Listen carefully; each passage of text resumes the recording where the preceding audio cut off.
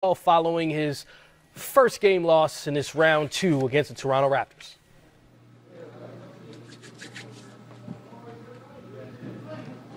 Brett Saratod, Philadelphia Inquirer. 16 points out of Joel, 5-18. That's uncharacteristic. What did you see from him tonight? I thought you got to give credit to Marc Gasol. He was the defensive player of the year for a reason. I thought Serge, came in and did a good job athletically, especially, making it difficult for Joel. And I got to help him more. I think getting him into the post different ways and freeing him up a little bit more than we did is something that I have to look at. But I give Toronto credit for their defensive effort tonight. Coach, John Schumann, NBA.com.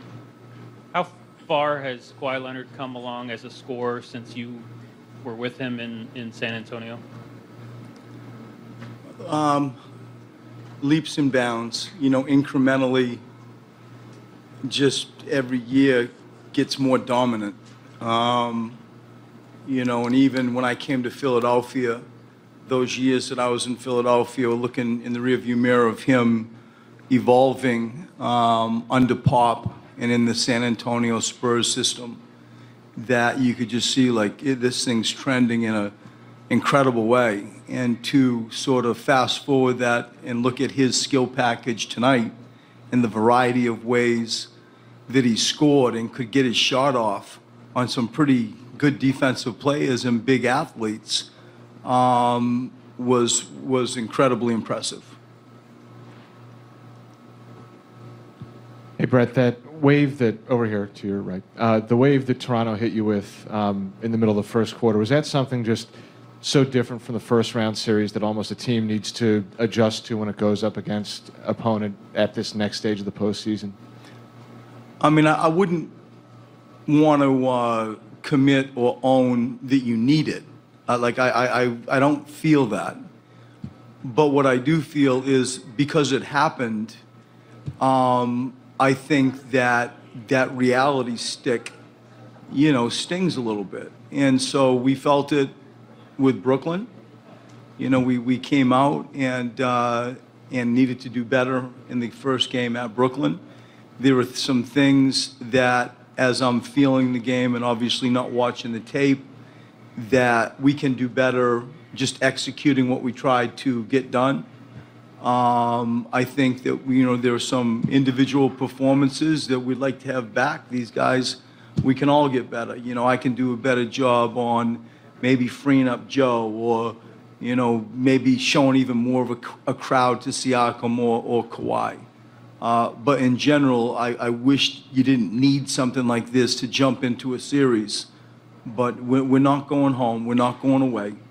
We will dig in and come back better in game 2.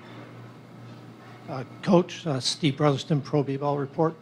Prior to the game, you were talking about you weren't going to play scared. You were going to do what you've been successful at. And on the boards, you were quite good, and you dominated second chance points. Toronto, on their side, dominated on the fast break points. Is this a trade-off you can live with going forward? I hope so. I hope so. We had the turnovers still are too many. You'd like to have, a handful of those back. I'll be curious when you look at the tape and we say, because, Tobias, as an example, crashed the boards, we got punished going the other way. I didn't feel like that was a result of the transition points because we went to the offensive boards. I could be wrong when I look at the tape, but to your question, is it a trade-off? I hope not. Brett, Kyle Newbeck, Philly Voice. You decided to go with Furkan as the bench wing tonight after losing Mike and having to slide James up. I guess, why did you go with him, and were you happy with what he gave you out there? Yeah. The short answer is shooting. We felt with the way Toronto guards, they really scramble well.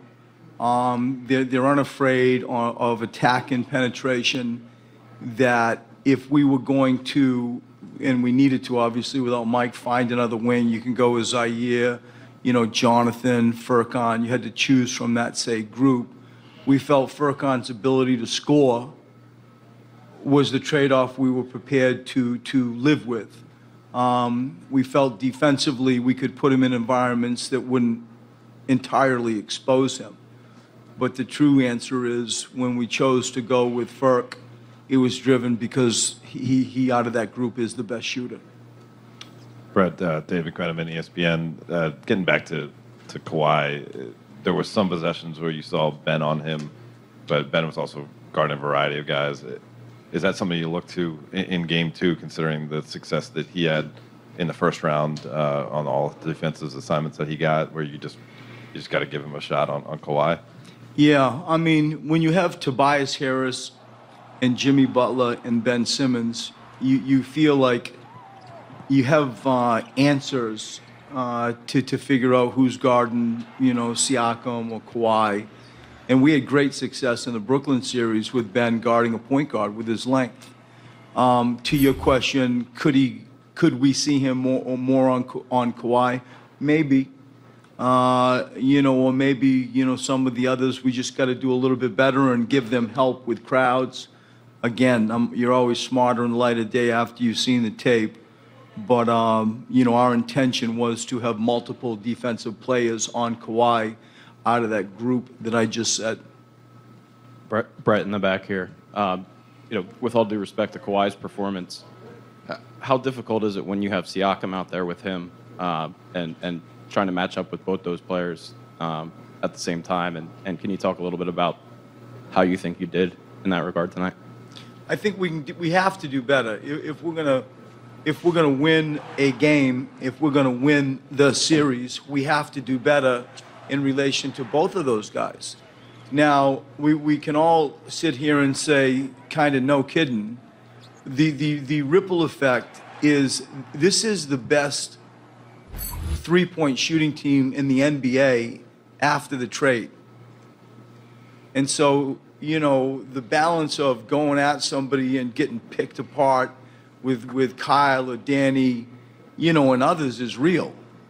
So I feel like you certainly shake their hand, Kawhi and Pascal, like they were excellent. But are you just going to live with that throughout a series? I doubt it. What that looks like, how frequent is it?